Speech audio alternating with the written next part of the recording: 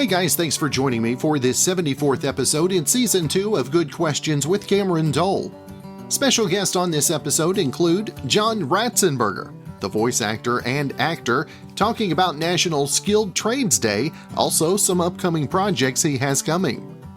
We'll also talk with reality star, musician, and author Lala Kent. New book Give Them Lala is available now. We'll also visit with actor Thorbjørn Harr. Got a new thriller that is available now called The Tunnel. We'll also visit with country singer and songwriter Elise Harper. Her single Dirt is available for pre-order. It will be releasing May 12th. We'll also visit with singer, songwriter, musician Dew Pendleton, talking about his single Might As Well, also music videos and upcoming 2021 projects. Of course, if you would, please take the time to subscribe, comment, leave some feedback, check out the shop, and share with your friends. Well, today is Cinco De Mayo, and it's really the first party holiday since huge numbers of people got the vaccine, so I'm guessing lots of people are going to want to live it up today, even if they don't know why they're living it up. Well, the survey just asked people what Cinco De Mayo was actually about, and only 10% of people knew the correct answer: celebrating a major Mexican battle win.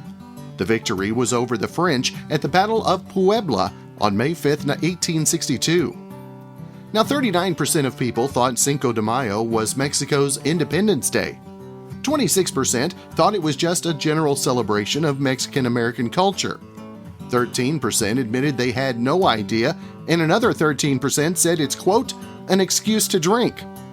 Now, the survey also found almost 3/4 of Americans said they plan to do something to celebrate.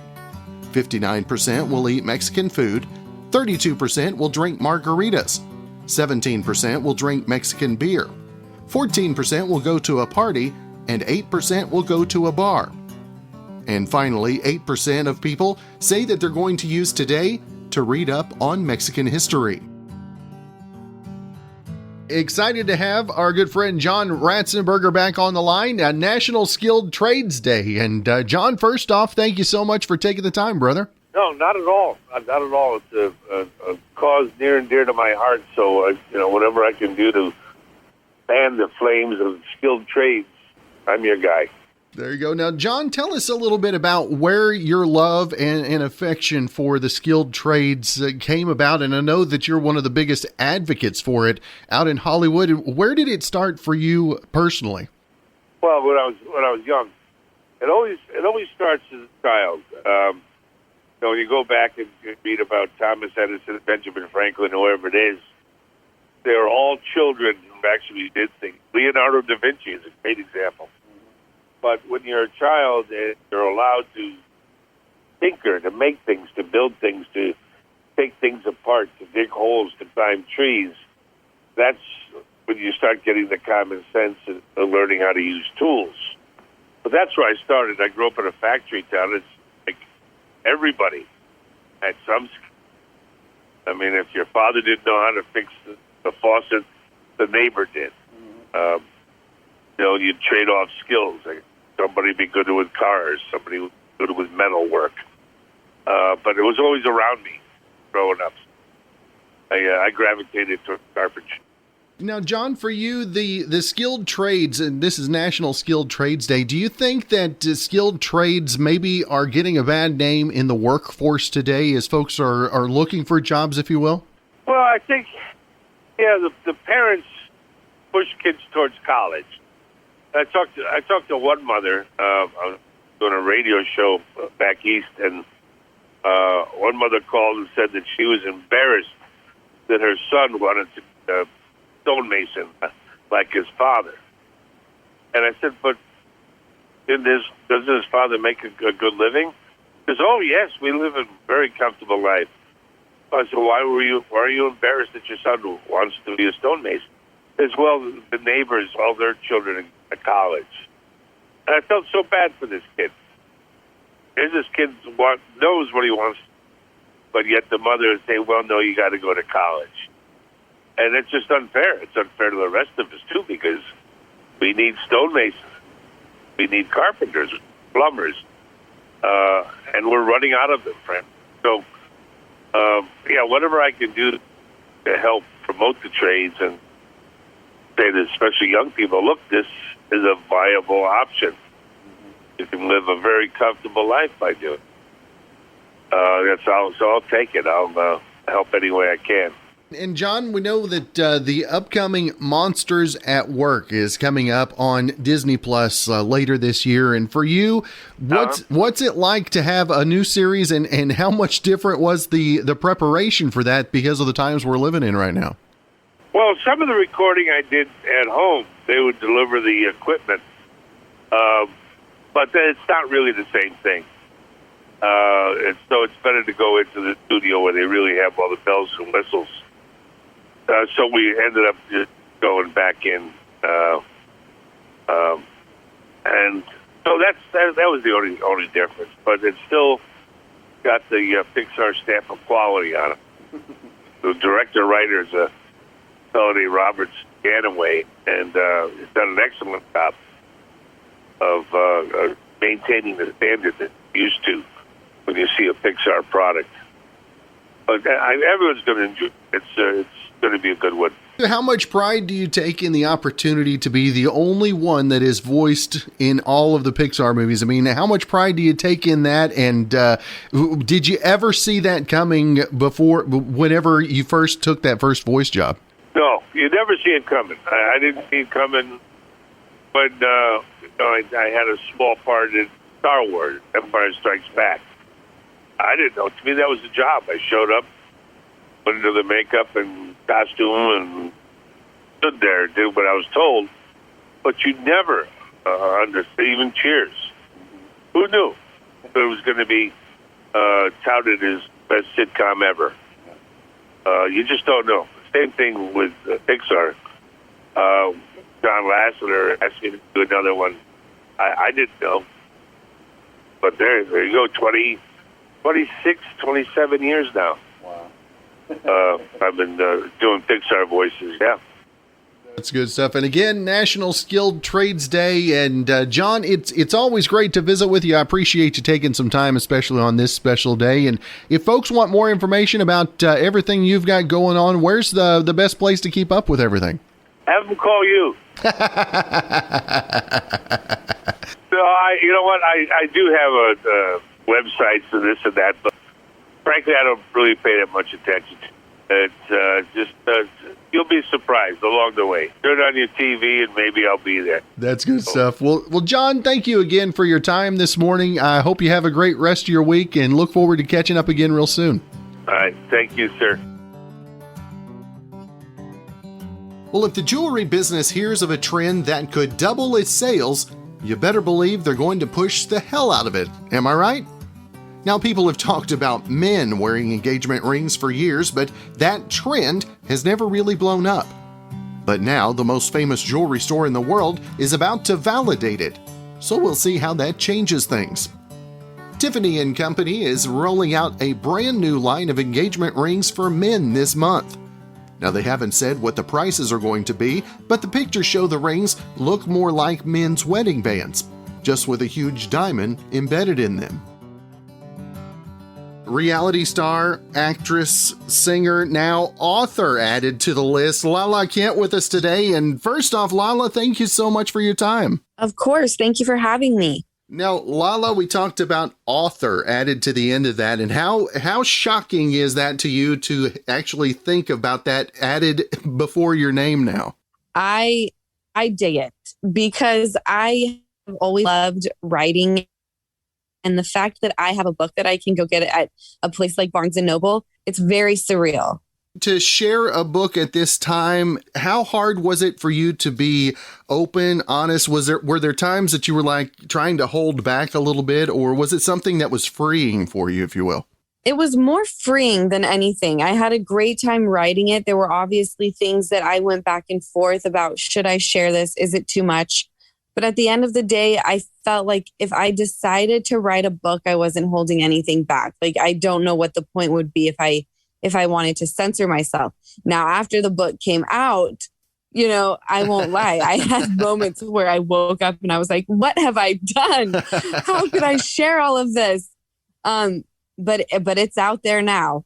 Now that it's out there, what do you take from the feedback that you've received and also the folks that have been impacted by some of the writings? I've had a lot of people reach out about the chapter of, about my alcoholism. So, and that to me makes me extremely happy because I know that addiction is running rampant, especially with people my age. So if I can just help one person come to the realization that, there's a better life out there for them, then I'm happy. So that's been the bulk of the feedback. I've tried to ignore any of the not so great feedback. And being a reality star coming into fame that way, how thick has your skin gotten over the years to be able to ignore the haters, if you will? Oh, my skin has gotten beyond thick. And I never thought that would be possible because, I'm just a girl from Salt Lake City, Utah, who is a mama's girl and a daddy's girl. So once I moved out to LA and became a part of this reality TV world, I had no choice but to toughen up and become Lala Kent. And for you, the book, was the name of the book obvious for you? It goes hand in hand with your line and everything like that as well? Yeah, it did seem obvious. It was, we knew that it was going to be a book of stories about my life and my world. I felt like it's going to be how I got to this point. So Give was the perfect name. And now having a youngster along with it as well, has the sleeping patterns come around a little bit, or are you still dealing the sleepless nights? She is killing it. She's extending her sleep hours every single night. So it's like, I feel like she's smart. It's like she knows Mama, started working again yesterday and needs her rest. I'm very proud of my little angel.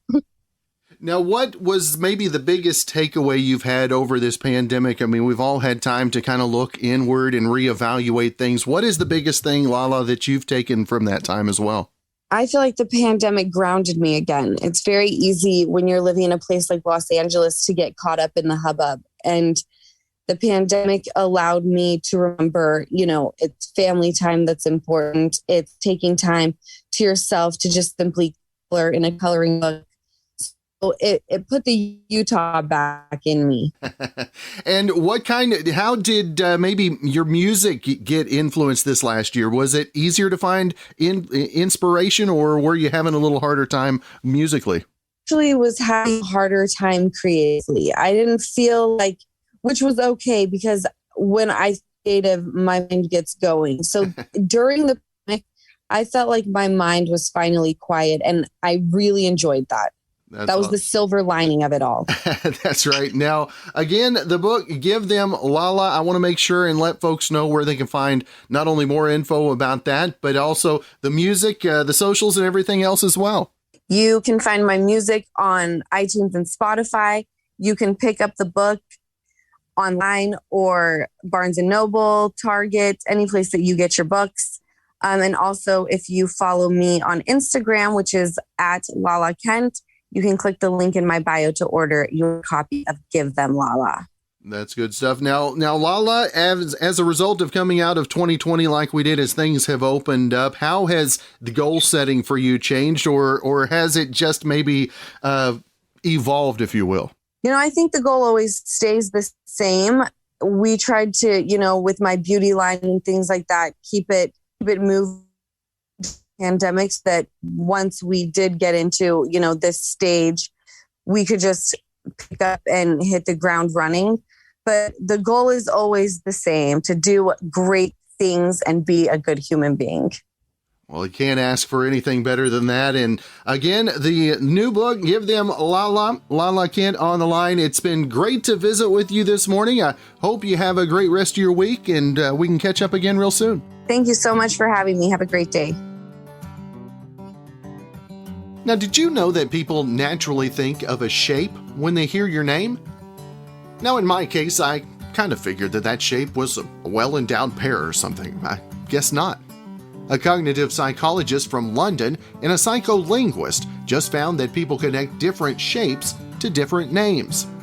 If your name has B sounds, M sounds, L sounds, or O sounds, people will associate it with a round shape. If your name has K sounds, T sounds, P sounds, or I sounds, people will associate it with a spiky shape. And it's not just shapes, it's also personalities. We assume people with round-shaped names are more agreeable and more emotional, and people with spiked names are more outgoing and have more energy. Got a new movie available to talk about, The Tunnel. We've got Thorbjørn Harr with us today, and first off, appreciate you taking some time to be on the show. Thank you for having me on the show. It's great. Now tell us a little bit about the Tunnel, and now being available everywhere. And Man Alive, how much different does the promotion look this time around as opposed to before, Thorbjørn? Oh, it's not that easy to get people into the movie theaters anymore. So, but in front of the TV, you can see this great Scandinavian action movie, and I hope people will do that. We're really proud of it and really happy that it comes out in the U.S. now. Now, tell us a little bit about the film. If folks haven't had the chance to see the previews or the trailers or anything, just a story behind the film as well. Well, the story is actually in Norway. There's a lot of tunnels. There's a big mountain ridge going, almost across the country. So if you're going from east to west, you have to go through these mile-long tunnels. And we all know that if something happens down there in one of these tunnels, it's really hard to get help or get out. And of course, this is an action movie. Something happens inside these tunnels. And I play this ex-first responder firefighter who's stopped doing that because he wanted to take care of his daughter. His wife has died, and he's taking care of his daughter. And suddenly this big explosion is happening in one of these tunnels, and he have to go up there. And suddenly he finds out that his daughter is trapped inside, and that's when the movie really starts. So it's action-packed, really, really fun movie to watch, but it also has this great story of the father and a teenage daughter kind of getting back and finding each other, the relationship again after, they're coming out of their own tunnel in a way. So it's really, really, really nice movie. Now, for you, growing up and going through the tunnels, did you ever envision something like this happening while you were traveling through, if you will? Yeah, I remember my father was telling us, the kids, a couple of things to do, which always ended up with, but there's really nothing to do with your stuff down there. So, but we all know that there's always, when you go through these longest tunnels, it's always, you can feel we have these signs now. You've gone 1 mile, there's 9 miles to go. And okay, you've gone 2 miles, 8 miles to go. And when there's 5 miles each way, that's okay. Let's hope this is fine. No, so I guess every Norwegian kind of has this inside this little thing that watching this movie, there's something that we have always been scared of. But as any action movie, it's always good to see an action movie and not to be a part of it yourself. So that's right. Yeah. Now, Thorbjørn, in the time that we've had separate, everybody kind of having a chance to look inside, has inspiration been harder or easier to find as far as writing and new ideas are concerned? I think me and a lot of artists I know had kind of, in the beginning of this pandemic, was like everything shut down, even our creative brains in a way. So the first couple of months there was kind of felt this lockdown on our creative minds too. But then since August, the last half year, it's been quite a lot of things going on. Actually, I've been doing a lot of different projects and filming, and even though it's so much harder to do, but you have to do this tests every day, every morning. That's the start of the routine, and a lot of different things you have to make sure is, but things are moving the right direction. And I think the creative minds are back to work. And that's a good feeling. That is a good thing. And did you find, as you go through the new protocols, do you find it harder to stay in character, or does it maybe help out a little bit having to stay a little separate? Yeah, as actors, there's always on movie sets, there's, 100 different people running back and forth and doing this and the light and but the social distance actually helps a bit on a movie set, because the concentration, between the actors are more, we get to be more on our own, which is good. So that is something to remember when everything is back to normal. That's right. Now, the tunnel available now. And Thorbjørn, what else does 2021 have in store for you, my friend? Oh, I'm shooting this movie right now in Norway, which will be released in 2022, hopefully in the US too, which is we can talk about next time, which I'm really proud of. And hopefully, because I'm a stage actor too, so I'm really hoping the theaters will open up, and I have a project there in August that will start. So we'll see, but I'm crossing my fingers. As actors in the movies, we're the first. We do our work and we get to see the result of the work after a year.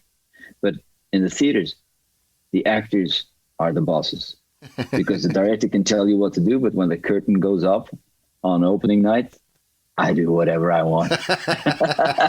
So it's always good training for actors to be in the theater and decide what, and feel that connection with the audience. So I'm really looking forward to that. That's right. Well, again, the new film, The Tunnel. Thorbjørn Harr, I appreciate you taking some time this morning, and want to make sure and let our listeners know if they need more information about the film or would like to follow anything on social media. Where's the best place? For this movie?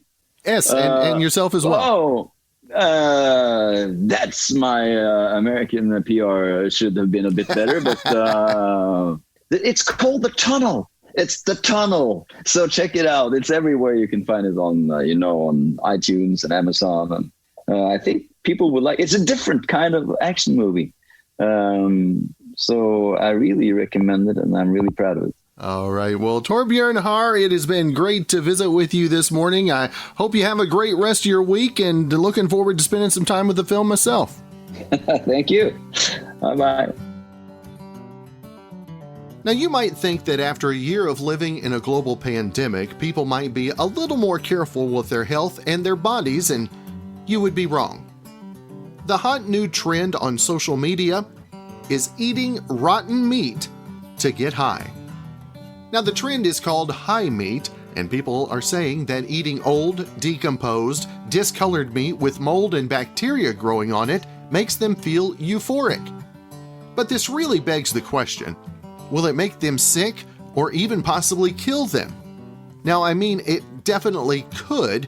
There is potential for all sorts of really bad bacteria to grow on and in old meat. So you could wind up with a stomachache, diarrhea, food poisoning, or even worse. Our next guest on the podcast, a country singer and songwriter, got a new single out. We're going to talk about that today, along with other things. Elise Harper. And Elise, first off, thank you so much for taking the time to be on the show. Oh my gosh. Well, Cameron, thank you so much for having me. I really, really appreciate it. Now, tell us first off where music started for you. When did the journey begin? I mean, when did you know you had a gift that you had to share? So as cliche as it sounds, I was always singing, even when I was little. My mom would put me in the back of the car seat, and I had little bells on my shoes, and I would jingle to the music. So always kind of had a natural gift for music. And then when I got older, about 11 or 12, my parents asked, they said, do you want to take music lessons and try to explore that and, sing in front of an audience and do shows? And I said, that sounded like so much fun. So I did that. I took lessons for about 12 years, did a lot of contests, sang in a lot of shows, just sang wherever I could, national anthems, things like that. And it wasn't really until college. I was blessed. I went to the University of Memphis. I had a full ride for 5 years for singing. And it wasn't really until I was touring and traveling with that college group and singing in front of large audiences and seeing how they reacted when I figured out, I was like, hey, I could do this for a living. I really love this. I want to do it. And so that's kind of how my musical journey started. Now, when was it you made the trek to Nashville? I mean, it's not a long trip for you. I mean, you're not far from home, but when did you spread your wings, if you will? Yeah, it's not too far. It's only 3 hours. That's one of the reasons I love Nashville so much. I can scoot right back to Memphis if I need to. But I graduated college in 2014. I saved up for a year to be able to move here, and then I was gone. I've been in Nashville since 2015, so I've been here for almost 6 years now. Now, what has Nashville meant to you, and what being in Nashville has caused you to adapt what you do? What are the biggest adaptations that you see of yourself? So when I moved to Nashville, I was very naive and thinking, oh, I'm just going to sing some songs and someone's going to sign me and I'm going to make it.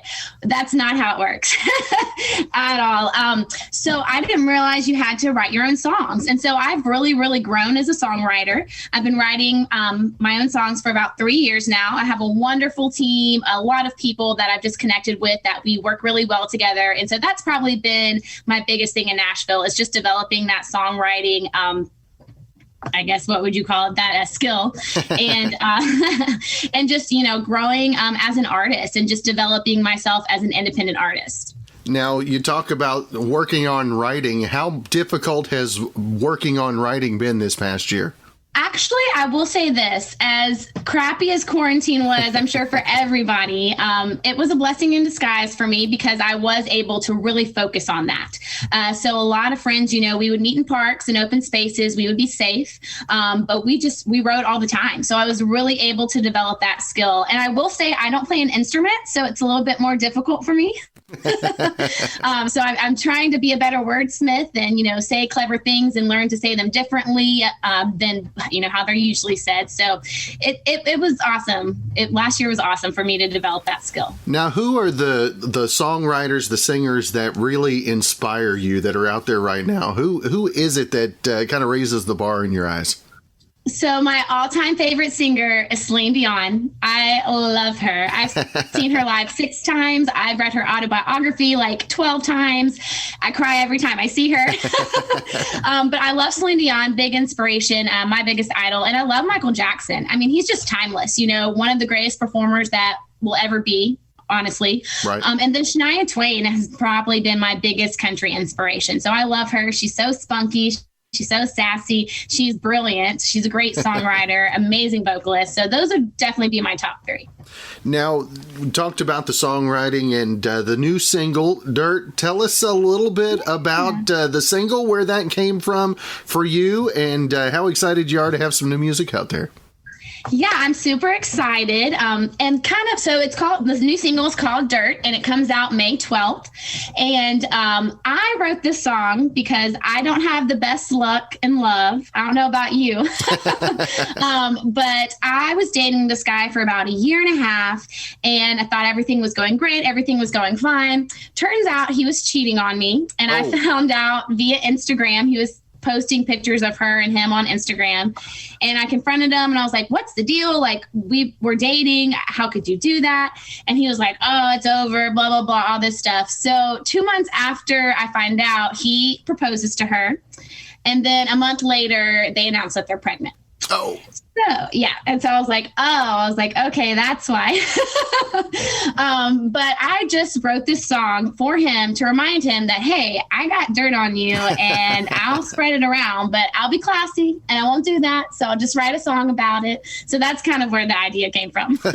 So how much vindictiveness and how much therapy is involved in this song? Oh my gosh.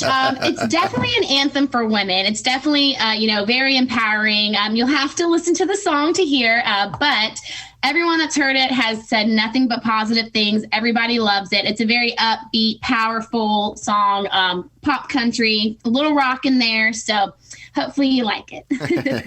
Now, whenever you get into a songwriting session, what is your what is your kryptonite whenever it comes to writing? What is it that you struggle with? Well, I don't play an instrument, so that is probably the hardest thing for me. I'm able to sing and come up with melodies in my head, but it's sometimes hard for me to articulate those to the other writers, just because I don't play an instrument. You know, I can be like, oh, play dun, dun, dun, dun. And they're like, okay, give me a minute. Let me try to figure out what that is on guitar. And so that's probably my kryptonite, is just not playing an instrument. But I just got a keyboard, so I'm trying to learn piano, so I'm in the middle of that.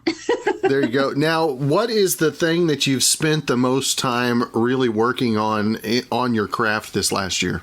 So, honestly, writing. So that is, I was blessed enough. My parents were super supportive, and I had 12 years of vocal lessons. So I feel like I have, honed my skills vocally. And then I've just been working on writing. Like I said, quarantine, it was a blessing in disguise. You know, it gave us all this free time. Couldn't go anywhere, couldn't do anything. So I was like, well, let's just write. And so every week I was just booking writes, as many writes as I could, just to, create that skill, make it better, just make it the best that it could be. Now, things starting to open up, it seems like everywhere. Have you had the opportunity to play a live show in front of live folks yet, or is that something in the near future? Yeah, so we have been blessed to play a couple live shows this year. And this week, actually, I'm playing 4 shows back to back. So I'm playing Bus Call in Nashville, Whiskey Jam, Listening Room with Jimmy Allen. He just won the ACM New Male Country Artist of the Year. So I can't believe I'm on that round. That's amazing. And then singing at a wedding at the end of the week. So busy. And that's the one that's the most pressure, right? Right. You don't want to mess up the father-daughter dance song. That's right. Now, as you move forward in 2021, what are the things that you took from 2020 and the way we've all obviously had to change the way we approach things? What are you taking as we move forward? I've learned to be patient. I think all of us have. But honestly, just patience and trusting God and trusting his plan and his timing. It's hard when you have all these plans. I had all these plans for 2020 and none of them came to fruition just because everything shut down. I wanted to quit my day job. I wanted to tour and, just see if I could do that full time and see if I can make an income and a living from that, and selling merch and just creating t-shirt designs and koozie designs to be able to sell that to fans and go out and meet the fans. I love interacting with people on social media, and then meeting people in real life person is so great. So I would just say patience and timing was one of the biggest things that I definitely took away from quarantine. You talked social media, and social media has helped the young artist this last year, I think, more than anybody ever imagined. And which of the socials do you struggle the most with? Oh, I struggle with TikTok. I have a TikTok and I try to do it, but I guess I'm too old. I don't understand it.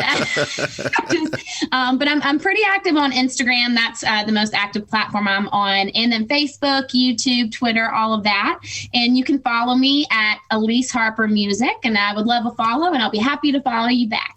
There you go. Well, Elise, not only the socials, but the website, where to find out more about the music, tour dates, and all that stuff as well. Yeah, so same with all the socials. My website is eliseharpermusic.com. So made it easy, tried to make it as easy as possible. It's all the same on all the socials, websites, everything. Well, that's awesome. Again, Elise, it's been great to visit with you. Appreciate you taking some time, and looking forward to folks can they pre-order the single since it's available the 12th? Yeah, so I would absolutely love that. We do have a goal. We're trying to chart on iTunes, on Amazon, on Billboard, and Music Row charting.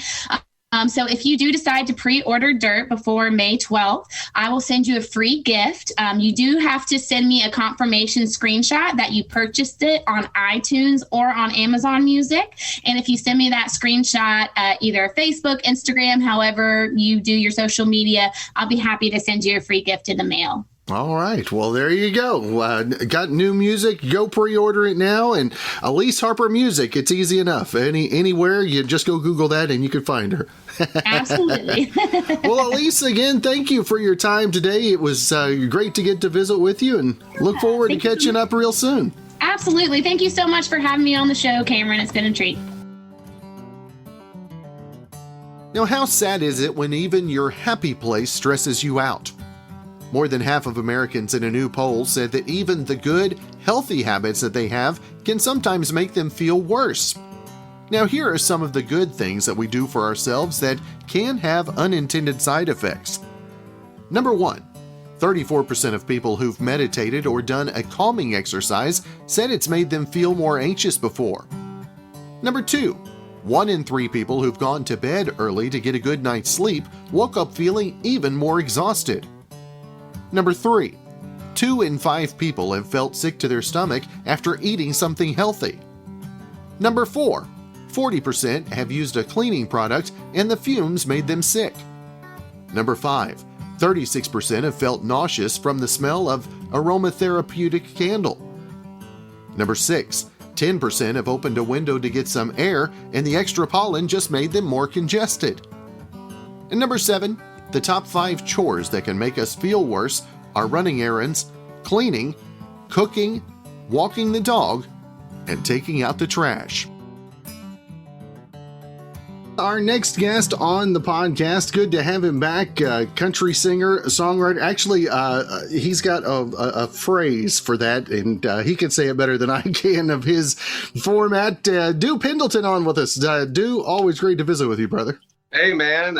It's great to be back. I appreciate you having me. It's hippie, redneck, gospel love. That's the whole vibe of it. I was going to try, and I was like, yeah, he's got it down. He's got it down. Now, living it. What's been going on with you since we spoke last? Obviously, the single has officially been dropped now and is available out there, and I've been following you on Instagram and Facebook and all that. Man, your schedule's gotten a little crazy, brother.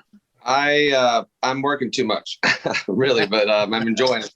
I played Mullet Toss down at Floribama a couple weeks ago on the big tent stage. It was like 800 people.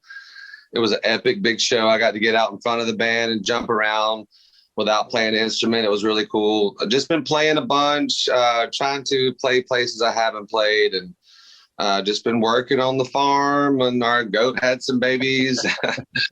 Just this normal stuff. Collected eggs, playing at night. That's right. Now, Dew, what have you? What has it been like getting out there and playing as things are opening back up, and the excitement level of the fans? I mean, how much has that changed? Everyone's happy to be there. Everyone's paying attention. Everyone is rocking out, and listening to every word, and it's there's a thirst to forget about things, and just have some fun and feel like a person, and I've been enjoying it. I know the people on the Gulf Coast. I've been playing in Mississippi and Georgia a little bit, and they treat me well. In Alabama, of course, and then I've been spending 4 or 5 days a week playing on the beach. So I'm enjoying it. Everyone, if you're on the beach, you're happy. Normally, I was going to say somebody's got to do it. Might as well be me, right? Right, might as well be me. I'll do it. Now, how is the songwriting inspiration been going as of late? Well, so, this album came out, and back to the hippie redneck gospel love thing. I've got a 4-album release plan with those 4 mantras. So Might As Well Be Me was the more hippier version. Actually, I had another album out. We took it down. It was super kind of hippie and rock, but I'll come back to that later in life. I think I want to redo it. But so Might As Well Be Me is the hippie. The next album is going to be redneck. It's kind of really like Hank Jr., but, meets a little Stapleton with some soul, obviously still. But the writing is a little more redneck, a little more kind of roughneck stuff. And so lately I've been working on the next one, which is gospel. I've been working on a gospel album. I've been writing gospel music lately. And of course, weird, dumb rap songs that nobody will ever hear, and country stuff. And, I can't control it, but I do get inspired. And when I try to write, I do have some ideas that I want to go towards. So I've been working on that gospel album and the love album, which it's going to be encompass all of it at the very end. So I've really just been writing like normal. So every day I get home at night after a gig, and I've written all the way home, and I get home and I try to go to sleep, and it's still going. I have to get up and write it down before I lose it. I'm not complaining. That's how I work. I write all the time. Now, the hippie, redneck, gospel love. Now, you can get all of those right there on the beach, too. That seems like the perfect inspirational place, right? It is. It is. And they all treat me so well. All the gigs I play down there. I mean, I could work every single day. I mean, honestly, if you're a full-time musician and you want to really work, move to Florida, because there's a shortage of musicians right now. I'm serious. There's a shortage of people. People from Nashville are coming down all the time. People from Ohio are coming down, my friends, and playing with us. So it is inspirational, and it's a great time of life right now. Spring's always amazing, but I think this year just everybody is trying to just desperately hold on to freedom and just, go for it in every way, really. Now, how have you been keeping up with social media? It seems like the new artists, so many of them have blown up because of socials. Is that a challenge for you too to keep up with? It's a challenge for me to keep up with my schedule a little bit, but I'm doing it. Social media, if I focus on it too much, it consumes me, and then I'll make myself put it down for a couple of days and miss something. So I'm really trying to work on it because it's so easy to get distracted. I started a TikTok, and I've got all these ideas, and we've got plans to film some things, and really kind of put a lot of effort in that just because I don't have anything on there. And I've combined it all. I don't really have to do as much as I had to before. I've put it all on Instagram, then I choose where it goes. So I am a little behind on posts. I have a show coming up this Friday at Whiskey Runners that I forgot to make a, ad for. So I'll do that when I get off here tomorrow. Let's see. Tomorrow after tomorrow night. So I have a good team that's helping me remind me of everything, and a good management team that sends me emails and texts and phone calls and all that all day. So we're doing it. So it's just, it's going okay. I don't think we're epically failing at it. It's a lot of stuff. I don't even do anything on Twitter really, but maybe I will. I don't know. You're going to start, you're turning over a new leaf today. I feel it, Dew. Thank you. Yeah, there you go. Finally inspired somebody for good. It's taken long enough. You did. We'll try harder now. That's right. Now, Dew, you got the guitar there, man, and every time I see you with the guitar, I hate not to ask you to play something if you're willing. Yeah, this is my wife's guitar. She's really been practicing on it, and so let's see.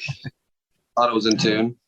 We were talking about the beach and how I play down there a lot in Floribama, at least every other week now. And then, a lot of time in Destin. A lot of my life, luckily, has been spent in Destin, Florida, and up and down the Gulf Coast. So I wrote a song called Beach Town on the way to work, on the way to a gig the other night, a couple months back, actually, now. And we normally start the show with it, and it's been getting a pretty good response. I ain't gotta go to work tomorrow. I ain't gotta go to bed till the sun comes up. Y'all raise your cups up. I ain't gotta worry about nothing right now. There's nothing right now I can do about anything anyhow. So nothing's gonna get me down. I ain't gotta do nothing I don't wanna do. And all I wanna do is get to loving on you and that view. Headed out to the Floribama, that on sunglasses, prettiest smile with your hair in the wind, windows down. Headed out, power down, in a beach town. I wrote the second verse for all the ladies. Spend $100 at the dollar store. We got everything we need with just a little bit more. And baby, I want a little bit more. I promise no fights, no jealousy tonight. I know you've been waiting for a long, long time for that view. A pontoon out on Crab Island, that on sunglasses, pretty smile with your hair in the wind, windows down. Headed out, cloud down, in a beach town. Baby, why don't you say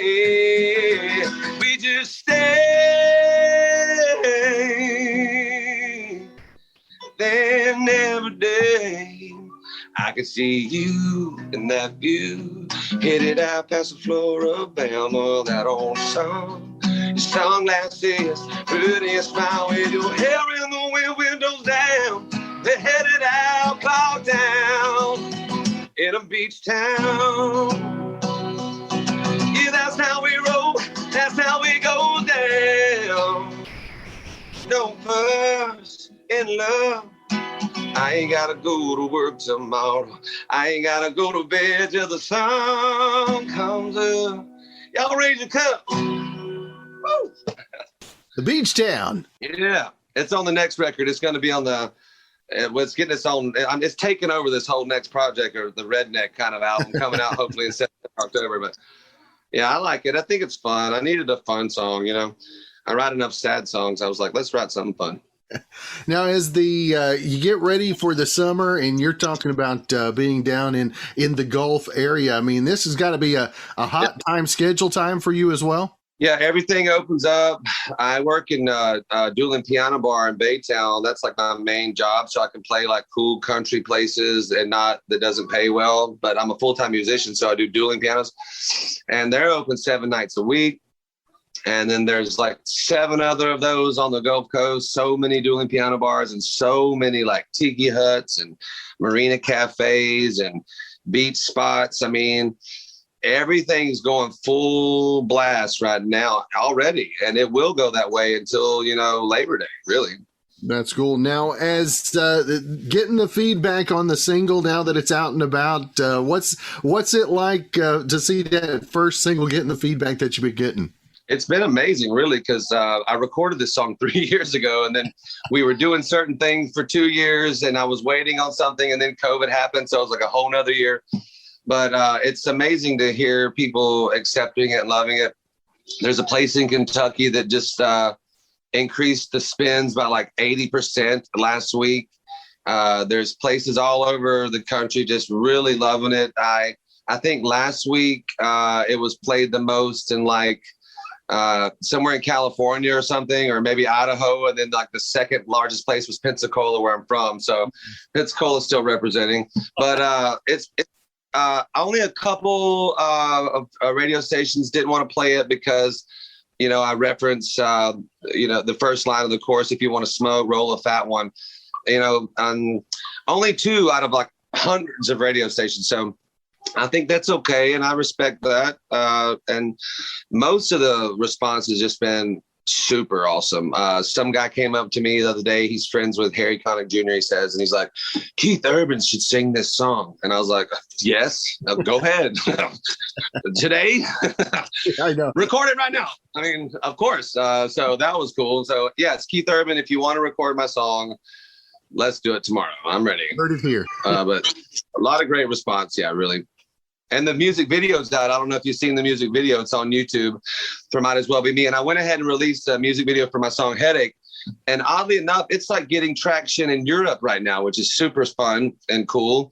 So I got those 2 videos out, the radio single Might As Well Be Me. And then we went ahead and released like a little sister cousin of the song, you know, Headache, because it has a little bit of choir moments that are similar. And people are responding. I did a really cool, it was so fun to shoot that video in Nashville downtown with the lights and stuff. So if you haven't checked out the music videos that go along with these, please do, because I've got a bunch coming out this year. I think we're spending all of our extra money on music videos. I don't know why, but I'm just like, every single needs a music video. So we're going to do it. It's all about the theatrics, right? Yes, I guess. I just want to completely represent what I'm trying to do. That's cool. Now, you mentioned the videos, the single, upcoming tour dates, all of that stuff. Where's the best place to keep up with everything you got going on, and to keep up with socials as well?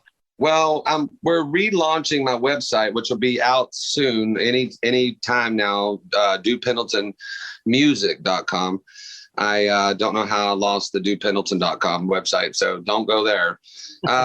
It's I think the best place is on my Facebook, facebook.com/Dew Pendleton. Of course, follow me on Instagram or Twitter, or really Spotify is a really big place where people are like really starting to follow me on Spotify, which is amazing. But I think my Facebook page, I do have a Twitter. Like I said earlier, though, I don't ever really get on it. No, so if you tweet me, it might be like a month before I see it. That's awesome. Now, as you're following and you look at the analytics and the numbers and everything, where's the most bizarre place that you've got a fan listening to you at? Well, I don't know if it's bizarre. I think it's kind of cool. It's kind of weird. Germany and Japan, like the numbers are going up in Germany and Japan. So get it, download it, share it. I mean, I think it's cool. I don't think any place is weird, but it is specifically, I mentioned Pensacola a while ago, but it actually says Pensacola Heights East. So like a certain section of Pensacola. And if you know where that's at, it's like, wow, they listen to me there. And it's like the second highest. So maybe that actually more than Germany and Japan and, wherever else. I'm not worldwide exactly, but, almost. He's getting there. That's for sure. Almost. Well, brother, they can keep up with all the socials and then the website as that becomes available as well. But before we leave, do you have time to play another one for us today, brother? Yeah, I think I need to do the single. There you go. Thanks for playing it, brother. And thanks for having me on again.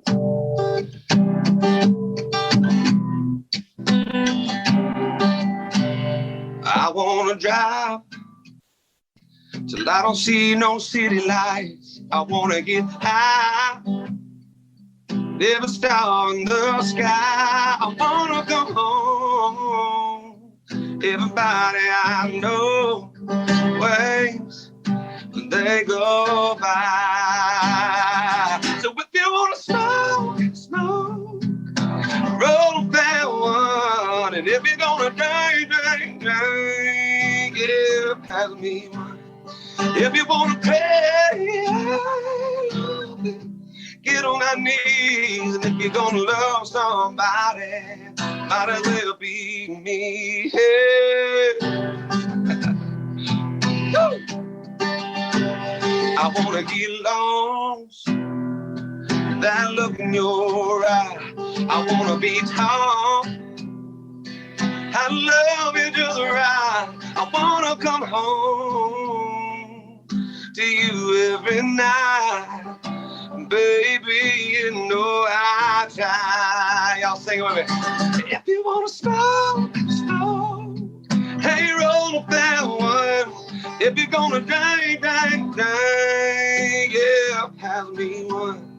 If you wanna pay, well, get on my knees. If you're gonna love somebody, I might as well be, yeah. Gonna love somebody. I can feel the waves crashing into my soul. Everybody's got their own way to roll. So if you wanna smoke, hey, roll that one. If you're gonna drink, yeah, pass me one. If you wanna pray, well, get on our knees. If you're gonna love somebody, might as well be me. If you're gonna love somebody, might as well be me. Thanks for having me back. Appreciate you. That's good stuff. Again, Dew Pendleton, check him out. Spotify, the best place. Go on Spotify, all of the socials. And Dew, we look forward to catching up again soon, brother. All right, appreciate you. Well, thanks again for joining us for this 74th episode in Season 2 of Good Questions with Cameron Dole. If you ever have a comment, question, or anything else you'd like to know, you can hit me up on the contact page at gqwithcam.com. You can also find me on Instagram, Twitter, and Facebook at gqwithcam. If you'd like to help out in the funding for this podcast, you can visit our merch store where we've got hoodies, shirts, mugs, tumblers, stickers, and more, gqwithcam.com/shop. If you have a special guest idea, email me, gqwithcam@gmail.com. Well, again, thanks to our good friend Brandon Allen for coming up with our theme music. We're going to let him play us out and hope you guys have a great rest of your Wednesday.